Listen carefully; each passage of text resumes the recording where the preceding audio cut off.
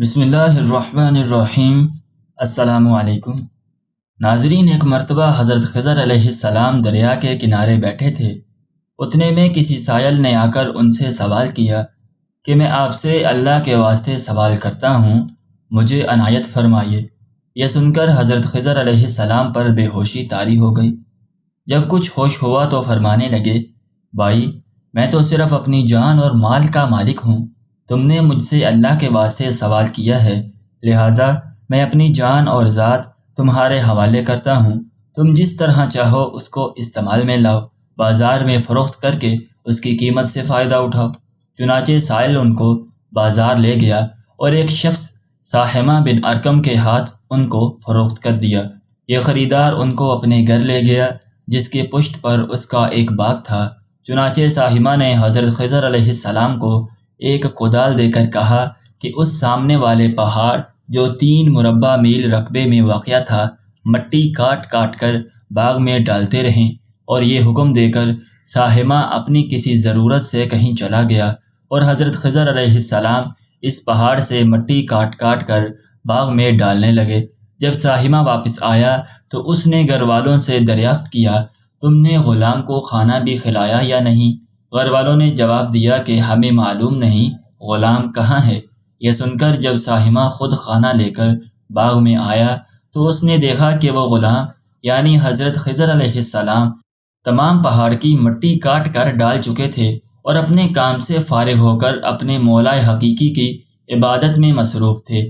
یہ دیکھ کر ساحمہ کو بڑا تعجب ہوا اور اس نے دریافت کیا، یہ تو بتائیے کہ آپ کون ہیں؟ یہ بات سن کر حضرت خضر علیہ السلام پر کچھ بے ہوشی سی طاری ہو گئی، اور پھر آفاقہ ہونے پر انہوں نے فرمایا کہ بھائی، میں خضر ہوں۔ جس کو سن کر ساحمہ کے ہوش اڑ گئے کہ تو نے یہ کیا کیا؟ ان کو غلام بنا کر ایسے کام پر لگایا، یہ تو انتہائی گستاخی ہوئی۔ پھر ہوش آنے پر ساحمہ نے توبہ کی اور پروردگار سے عذر خواہی کے ساتھ حضرت خضر علیہ السلام کو آزاد کر دیا، اور جناب باری میں عرض کیا کہ اے الہ العالمین، مجھ سے اس کا مواخذہ نہ فرمائیے، کیونکہ میں ان کو جانتا نہیں تھا۔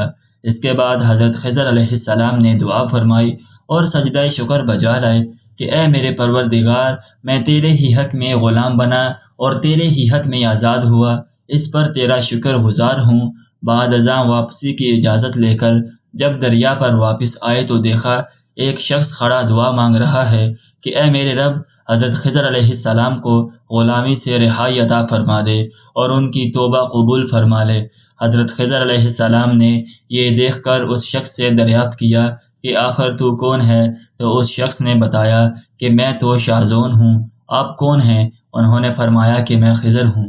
اس کے بعد شاذون نے کہا، اے خضر، تم نے اپنے لیے رہنے کا مکان بنا کر دنیا طلب کی ہے، کیونکہ خضر علیہ السلام کا دریا کے کنارے پر ایک عبادت خانہ تھا۔ بس یہ سن کر وہ فوراً میدان میں نکل آئے اور وہیں اللہ کی عبادت میں مصروف ہو گئے۔ اس کے بعد حضرت خضر علیہ السلام نے اسی جگہ ایک درخت لگایا اور اس کے سایہ میں عبادت شروع کی، تو آواز آئی، اے خضر، جب تم نے درخت کے سایہ میں سجدہ کیا تو تم نے دنیا کو آخرت پر ترجیح دی۔ مجھے اپنی عزت اور جلال کی قسم ہے، مجھے دنیا کی محبت میں رضامندی نہیں ہے۔ اس کے بعد حضرت خضر علیہ السلام نے شاذون فرشتے سے کہا کہ اے شاذون، دعا کرو کہ اللہ تعالیٰ میری توبہ قبول فرمائے۔ چنانچہ شاذون نے دعا کی اور اللہ تعالیٰ نے شاذون کی برکت سے حضرت خضر علیہ السلام کی توبہ قبول فرمائی۔